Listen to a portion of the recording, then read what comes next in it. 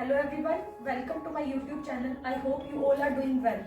सो जो लोग मुझे नहीं जानते उनके लिए एक ब्रीफ सा इंट्रोडक्शन है that I am a PhD student and I am from chemistry background और करंटली मैं पीएचडी के फाइनल ईयर में हूँ and soon I am going to get my degree. So in today's video, I will discuss about my PhD experiences, that from where I get motivation to do PhD and how I prepared for the NET exam and where do I get admission.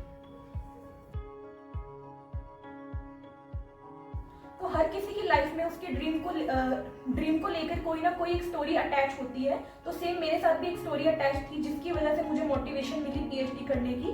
तो during my MSc days में अपने lab attendants को देखती थी कि वो मेरे teachers को एज डॉक्टर साहब करके बोलते थे। तो वो चीज़ मुझे बहुत ज़्यादा अट्रैक्ट करी एंड देन आई डिसाइड कि after doing my MSc I will definitely go for PhD.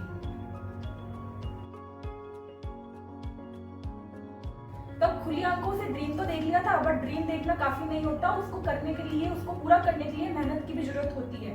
तो सेम मेरे साथ भी हुआ। तो आफ्टर कंप्लीटिंग माय एमएससी मैंने अपने आप को ये टारगेट दिया कि within 1 year I have to crack NET exam बिना कोचिंग के। कोई कोचिंग लेनी, खुद से हार्डवर्क करेंगे, मेहनत करेंगे और नेट एग्जाम क्लियर करेंगे। वैसे डिफरेंट वेज होते हैं पीएचडी में एनरोल होने के लिए, जैसे आप नेट क्लियर कर सकते हो, गेट एग्जाम क्लियर कर सकते हो, डीएसटी इंस्पायर की फेलोशिप भी आपको मिल सकती है। बट तब तक मुझे इतनी अवेयरनेस नहीं थी और मैंने डिसाइड करा कि मैं पहले नेट एग्जाम क्लियर करूंगी और पीएचडी के अंदर एडमिशन लूंगी। So starting from the days मैंने एमएससी की जब पास आउट हुई थी तो मैंने तैयारी शुरू करी।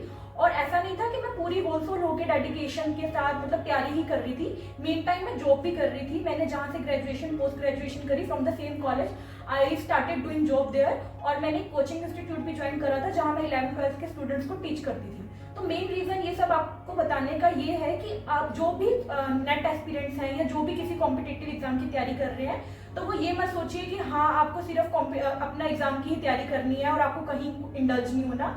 जो आपकी ये एक्टिविटीज होती हैं, बेशक टीचिंग की या किसी को हेल्प करने की टीचिंग में, मतलब किसी स्टूडेंट को पढ़ाने के लिए, वो भी आपको लॉन्ग टर्म में काफी बेनिफिट देती है, जैसे मुझे दिया था, क्योंकि इसकी वजह से आपके जो फंडामेंटल्स हैं वो बहुत अच्छे से क्लियर होते हैं। तो coming to the exam day, तो जून 17 का मैंने एग्जाम दिया and I was very confident enough कि मेरा एग्जाम क्लियर हो जाएगा, क्योंकि मेरा एग्जाम बहुत अच्छा गया था। बट अनफॉर्चुनेटली उस ईयर क्या हुआ कि एग्जाम का जो हमारा रिजल्ट था वो काफी ज्यादा डिले हो गया। मैं एक बात आपको बताऊं कि जो नेट का एग्जाम होता है वो साल में 2 बार ही होता है, जून में और दिसंबर में। तो एक्चुअली क्या हुआ कि जून का रिजल्ट इतनी ज्यादा डिले हो गया कि जो दिसंबर का एग्जाम था उसके फॉर्म दोबारा फिल होने के लिए रिलीज हो गए थे। तो मैंने डिसाइड करा कि जब तक रिजल्ट नहीं आता मुझे दिसंबर वाला एग्जाम का जो है फॉर्म भी मैं फिल कर लेती हूँ, क्योंकि जब तक आपका नहीं रिजल्ट आता यू आर नॉट 100% श्योर, क्योंकि हर साल जो कट ऑफ होती है नेट एग्जाम की वो वेरी करती है। इसलिए मैंने दिसंबर 17 वाला जो फॉर्म था वो भी फिल कर दिया। और आपको यकीन नहीं होगा कि उस दौरान जो जून 17 का जो रिजल्ट था वो कब आया, दिसंबर 17 के एग्जाम के 10 to 15 डेज पहले, जस्ट उससे पहले आया। 30 नवंबर को, मुझे याद है कि 30 नवंबर को रिजल्ट आया था और मेरा जून 17 वाला एग्जाम क्लियर हो गया था। और मतलब it was very proud moment for me, क्योंकि मैंने जो 1 साल पूरी मेहनत करी थी उसका मतलब आज मुझे रिजल्ट मिला था और मेरा नेट एग्जाम क्लियर हो गया था। तो दिसंबर 17 वाले का भी ऐसा था कि मैंने प्रिपरेशन कर ही ली थी। देन आई डिसाइडेड कि ठीक है, अब एग्जाम तो जून वाला क्लियर हो गया तो दिसंबर वाले के लिए भी दे ही आते हैं, क्योंकि उसमें ऐसा होगा कि आपके पास कोई प्रेशर नहीं होगा कि हाँ एग्जाम क्लियर करना ही है। तो मैं वो चीज़ को एक्सपीरियंस करना चाहती थी कि जब आपका एक एग्जाम क्लियर हो तो दूसरा एग्जाम जब आप दे रहे होते हो तो कम प्रेशर होता है। तो मैं वो एक्सपीरियंस के लिए दिसंबर 17 वाला एग्जाम भी दे दिया और फॉर्चुनेटली मेरा दिसंबर 17 वाला एग्जाम भी जेआरएफ नेट मेरा वो भी क्लियर हो गया। तो अब मेरे पास 2 जेआरएफ थे, एक जून 17 वाला और एक दिसंबर 17 वाला। अब मैं आपको बताऊंगी कि जो दिसंबर 17 वाला एग्जाम था वो मैं आपको बाद में बताऊंगी कि वो मुझे कहाँ पर फायदा हुआ। तो ये मेन रीजन इसका ये है बताने का कि जब आप मेहनत करते हो तो वो मेहनत कभी वेस्ट नहीं जाती। जो मैंने दिसंबर 17 के लिए भी मेहनत करी, क्योंकि मेरा जून 17 वाला एग्जाम नहीं आया था, तो वो मुझे उसका बाद में बेनिफिट मिला, जो मैं आपको बाद में रिवील करूंगी।